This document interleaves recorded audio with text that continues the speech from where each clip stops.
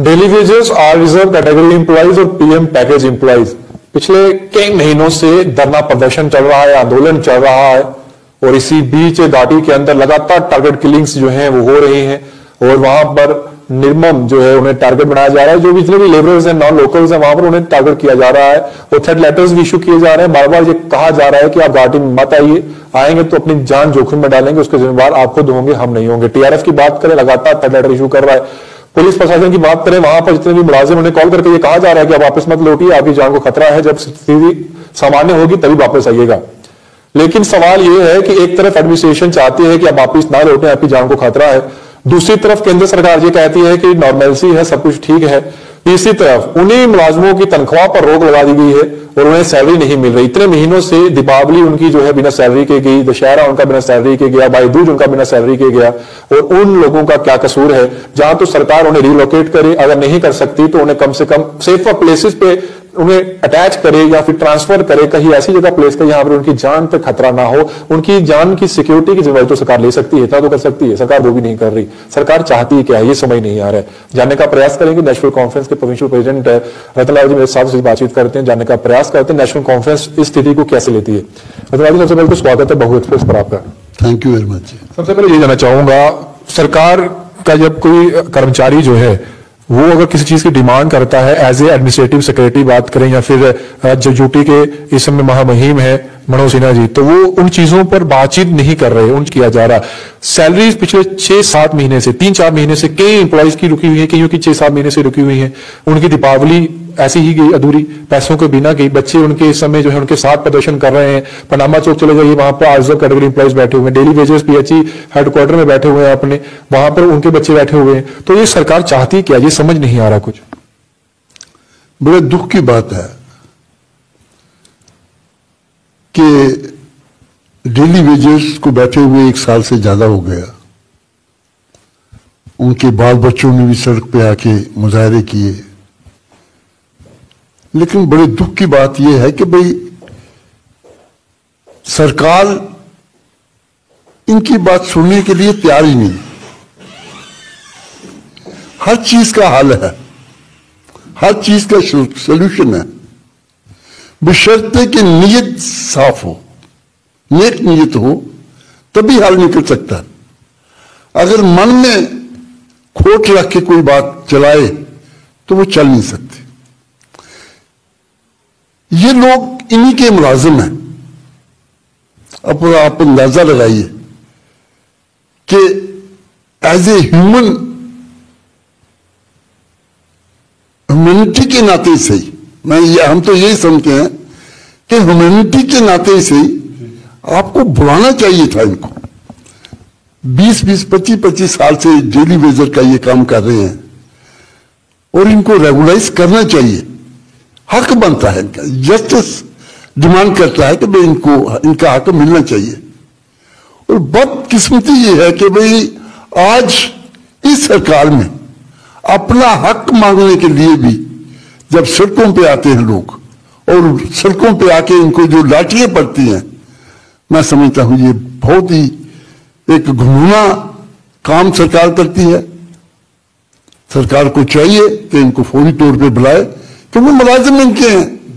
अगर आप अंदाजा लगाइए कि अपने मुलाजमों के साथ अगर इनका ये सलूक है, आम जनता के साथ क्या हुआ? जो लोग बेचारे सड़कों पे आके पानी के लिए, बिजली के लिए, सड़कों के लिए, मेडिकल फैसिलिटीज के लिए डिमांड्स करते हैं, इंसाफ मांगते हैं, उनका हाल क्या होगा ये आप अंदाजा यहां से लगा सकते हैं।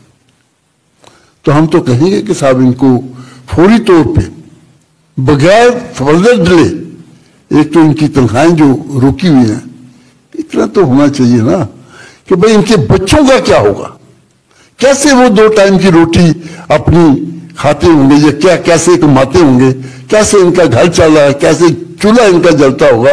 इतनी बात तो इनको सोचनी चाहिए, लेकिन कोई सोचने के लिए तैयार नहीं है। इनके बच्चों को स्कूलों से निकाल दिया गया है, फीसें दे नहीं पा रहे हैं, कहां जाएंगे? तो हमारी फिर हाथ बांध के हम दरख्वास्त करते हैं इस सरकार से کہ ان کا ضرور مسئلہ حل کیجئے. ہر چیز کا سلوشن ہے, ہر چیز کی گنجائش ہوتی ہے, آپ ان کو بلائیے اور ان کے ساتھ بات کیجئے. اور ریزرو کیٹیگری امپلائیز کی بات کروں گا, ان سے میں جانا چاہوں گا آپ کو کہ وہ پڑھے لکھے ملازم جو اتنے سالوں سے نوکری کر رہے ہیں ایک ایک ہی جگہ پر, اگر بات کریں دور دراز علاقے جہاں برف باری -ڈگری سیلسیس, وہاں پہ وہ پڑھا رہے تھے بچوں کو, انہیں کے بچوں کو پڑھا رہے تھے اور سرکار کو سروس دے رہے تھے. کئی ایسے ساتھی ان کے جو 19 20 سال سے ایک ہی جگہ پر ریٹائر ہی ہو گئے, واپس آ گئے. آج وہ کہہ رہے ہیں کہ ہماری جان پر بنائی ہے, ہمارے بچے ہمارے پریوار پیچھے ہے, ہمارے لیے کوئی پالیسی بنا دیجئے, ہمیں سیفر, ہمیں ایک بار تو موقع دیجئے کم سے کم اپنی نوکری کے دوران اپنے گھر پر سروس کر سکیں, اپنے ماں باپ کے پاس بیٹھ سکیں, ان کے پاس بھی بیٹھ کر نوکری کر سکیں, ان کے ساتھ ملاقات کر سکیں. ان حق سے بھی ونچت کیا جا رہا ہے, تنخواہ روک دی اور پریشر کیا جا رہا ہے کہ آپ اپنی مرضی سے واپس آ جائیے, ہم نہیں بلا رہے آپ کو, تنخواہ روکنے کا آرڈر ہے, واپس بلانے کا آرڈر نہیں. یہی دکھ کی بات ہے, اس میں کوئی دو رائے نہیں ہے. دیکھیے سر, جان ہے تو جہان ہے. اگر زندگی بچے گی تو آگے آدمی چلتا ہے, اپنے پریوار کو پالتا ہے, سب کچھ کرتا ہے. جب انسان کی جان ہی نہ رہے تو وہ کرے گا کیا؟ اب اس کے پریوار کیا کریں گے؟ جو ٹارگٹ کلنگ ہو رہی ہے, یا تو سرکار گارنٹی دے ان کو, یا ان کو کہیں سیفر جگہ پہ لائے, یا ان سے بات تو کرے ان سے کہ آپ سب چاہتے کیا ہیں. اور پھر وہی بات آ گئی کہ ہر چیز کا سلوشن ہے, ہر چیز کا کوئی سمدھان ہے, وہ نکلتا ہے, اس کا ریزلٹس نکلتے ہیں, لیکن بات ہی کی جائے ان سے تبھی نکلیں گے نا. کیا لگتا ہے کہ وہ سولوشن کیوں نہیں نکالنا چاہتی ہے سرکار؟ کیا اتنی سکشم نہیں ہے ایز ایڈمنسٹریشن کی ان کا سولوشن نکالنا نہیں چاہتی, یا پھر پیچھے سے کہا گیا کہ ڈیلے کریے, الیکشن تک لے کے جائیے؟ دیکھیے, میں پہلے ہی کہہ رہا ہوں, اس سرکار سے کچھ امید ہے ہی نہیں, کیونکہ سرکار کچھ کرنا ہی نہیں چاہتی. کسی غریب کے, مظلوم کی, دور دراز جگہوں میں رہنے والے لوگوں کا کوئی بھلا کوئی نہیں چاہتی. اگر چاہتی ہوتی تو ان لوگوں کو سڑکوں پہ نہیں آنا ہوتا انصاف کے لیے.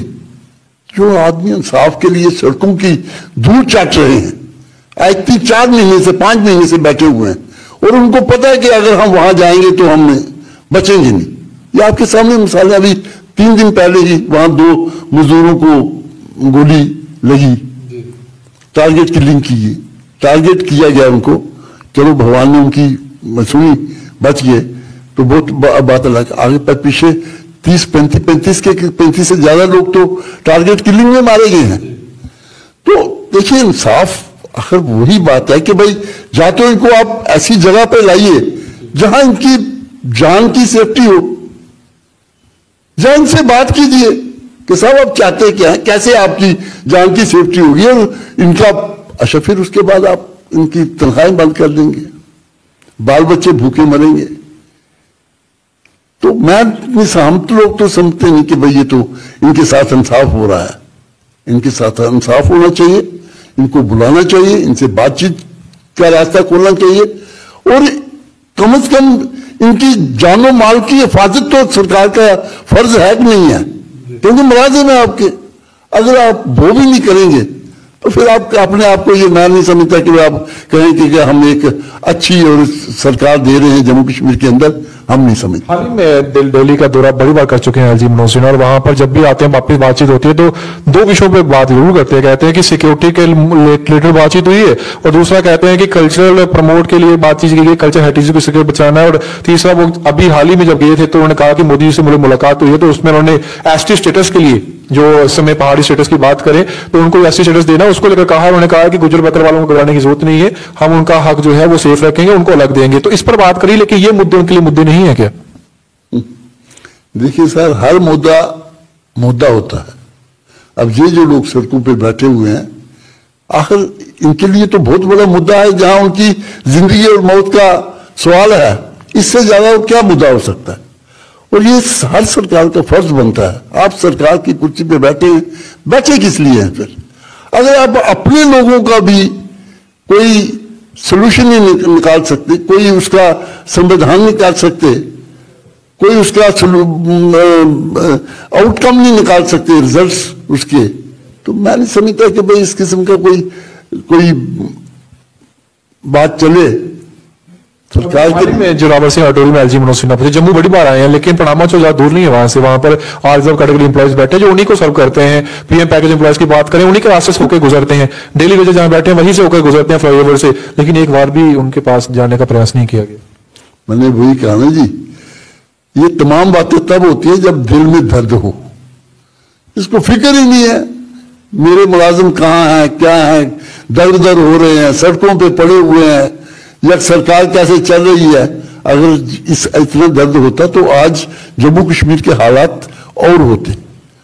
आज हर तबका कम से कम ये कहता है कि हम 2 टाइम की रोटी इज्जत से खा रहे हैं। जिस ढंग से ये चला रहे हैं सरकार, डंगो डंग सरकार, मैं समझता कि भाई इनको कोई फिक्र होगा कि भाई डेली वेजर क्या है, या वो पैकेज वाले जो हमारे एम्प्लॉय उनका क्या हाल है, या जम्मू कश्मीर के अंदर तबके हमारे जो हैं, ट्रेडर्स हैं, इंडस्ट्रीज हैं, छोटे व्यापारी हैं, या लेबर हमारी क्लास है, अनएम्प्लॉयमेंट का इशू इतना जबरदस्त इशू है, बॉर्डर पे क्या हो रहा है, सड़कों पे ये फार फ्लंग एरिया में क्या हालत है, राशन है कि नहीं है, वहां की कनेक्टिविटी का क्या हाल है, सड़कों की क्या हालत है, पानी मिलता है या नहीं मिलता है, बिजली है कि नहीं है। ये बातें सोचने, दर्द हो दिल में तभी सोची जा सकती हैं।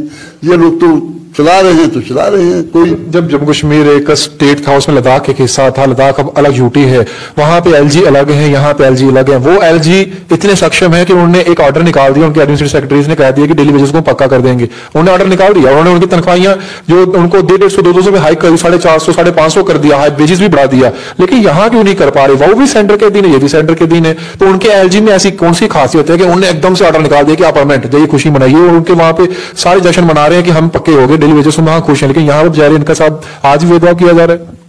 देखिए, जम्मू कश्मीर के लोगों के साथ इनको बहुत प्यार है, इसलिए ये जितनी परेशानी ये क्रिएट कर रहे हैं ना, ये उसी की वजह से कर रहे हैं।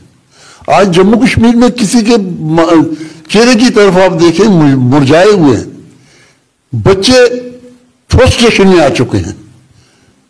वो